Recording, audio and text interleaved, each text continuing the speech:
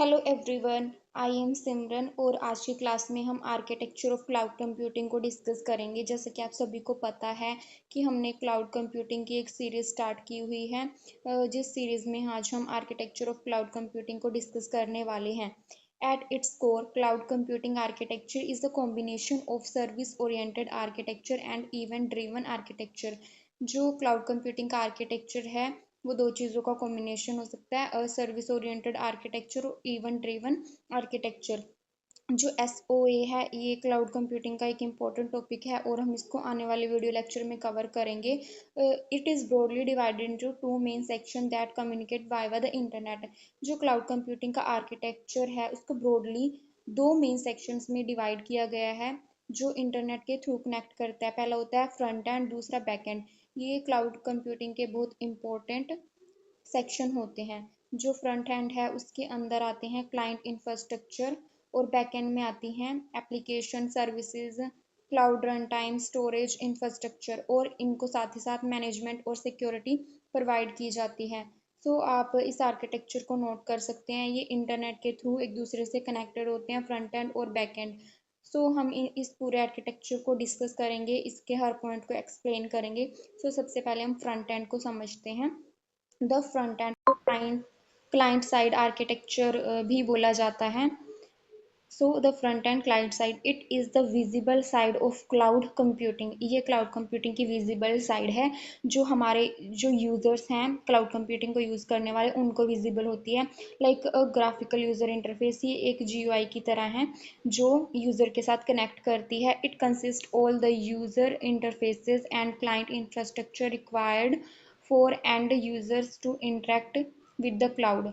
ये क्या करती है, ये इंटरफेस बहुत सारे इंटरफेसेस या क्लाइंट इंफ्रास्ट्रक्चर से मिलकर बनी होती है जो एंड यूज़र को क्लाउड के साथ इंटरेक्शन प्रोवाइड करते हैं। इसका मेन टाइप है client infrastructure. The hardware and software components like laptop, mobile phones और web browser that provide a GUI graphical user interface to access cloud services. हमारे पास लैपटॉप, मोबाइल, वेब ब्राउजर्स होते हैं, इसके एग्जांपल्स हैं जो हमें क्लाउड सर्विसेज को हेल्प करने में और क्लाउड कंप्यूटिंग से इंटरैक्ट करने में हेल्प करते हैं। उसके बाद हम दूसरे बैकएंड को समझते हैं। इसको क्लाउड सर्विस प्रोवाइडर साइड भी बोला जाता है। The backend is the cloud itself. Backend अपने आप में ही क्लाउड को ही बैकएंड बोला जाता है।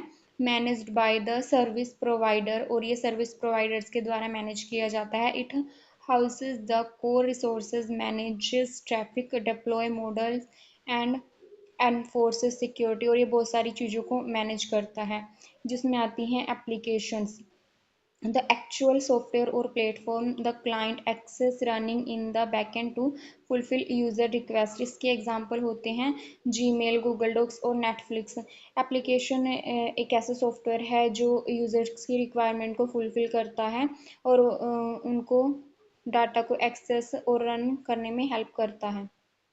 उसके बाद आती है हमारे पास सर्विस। सर्विस क्या होती है, manages the specific type of cloud service being delivered to the user. इसमें सर्विसेज हम पीछे कवर कर चुके हैं, सास, पास, आस। ये हमारे सर्विस प्रोवाइडर होते हैं, like software as a service, platform as a service और इंफ्रास्ट्रक्चर एज अ सर्विस। उसके बाद हमारे पास आते हैं run time cloud. It provide execution environment, ये हमें एग्जीक्यूशन एनवायरनमेंट प्रोवाइड करते हैं for virtual machine where application runs. और वर्चुअल मशीन्स पर एग्जीक्यूशन एनवायरनमेंट को प्रोवाइड किया जाता है और ताकि हमारी एप्लीकेशन वहाँ पे रन की जा सके। Modern setup of utilise container और chestnut orchestration platform like Kubernetes to dynamically manage and scale these runtime workloads। और इसके एग्जांपल्स Kubernetes जैसे सॉफ्टवेयर हो सकते हैं। देन उसके बाद हम स्टोरेज की बात करें, provides flexible scalable storage for data management, object storage, block storage. जो बैकएंड है, जो हमारा क्लाउड है, वो हमें स्टोरेज भी प्रोवाइड करता है। बात आती है इंफ्रास्ट्रक्चर की। इंफ्रास्ट्रक्चर में सर्वर, नेटवर्किंग, CPU, मेमोरी, इन सभी हार्डवेयर रिसोर्सेज का हमें इंफ्रास्ट्रक्चर प्रोवाइड किया जाता है। The foundation hardware and software. इसमें सॉफ्टवेयर की बात करें तो वर्चुअलाइजेशन सॉफ्टवेयर, हमें एज ए इंफ्रास्ट्रक्चर रिसोर्सेज के रूप में मिलते हैं।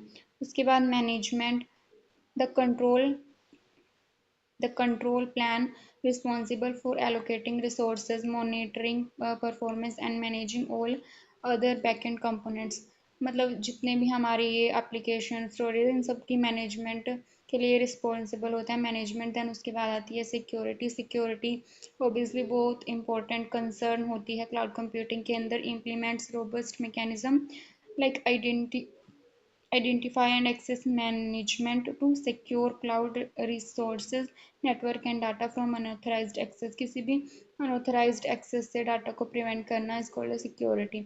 so अभी तक हम इसके आर्किटेक्चर्स के जो पॉइंट्स थे वो कवर कर चुके हैं। ये बहुत इंपॉर्टेंट है और एग्जाम्स में बार बार पूछा जा सकता है, तो आप साथ साथ इसके नोट्स भी बना सकते हैं। और अगर आपको इसकी पीडीएफ चाहिए तो आप हमारे टेलीग्राम चैनल को ज्वाइन करके वहाँ से पीडीएफ को प्रेफर कर सकते हैं। वहाँ पे हमने कंप्यूटर ग्राफिक्स की भी पीडीएफ और क्लाउड कंप्यूटिंग की भी पीडीएफ्स को अपलोड कर किया है या फिर आने वाले टाइम में वहाँ पे अपलोड करेंगे।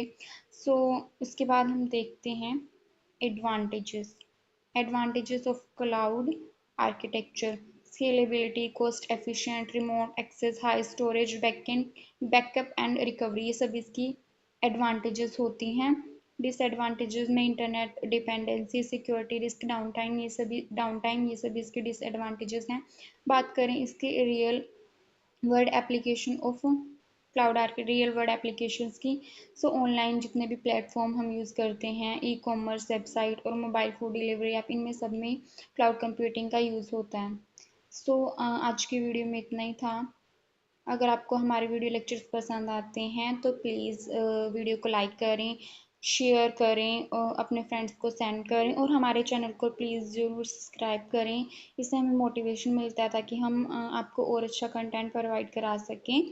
तब तक के लिए stay tune and thanks for watching the video. Thank you so much guys.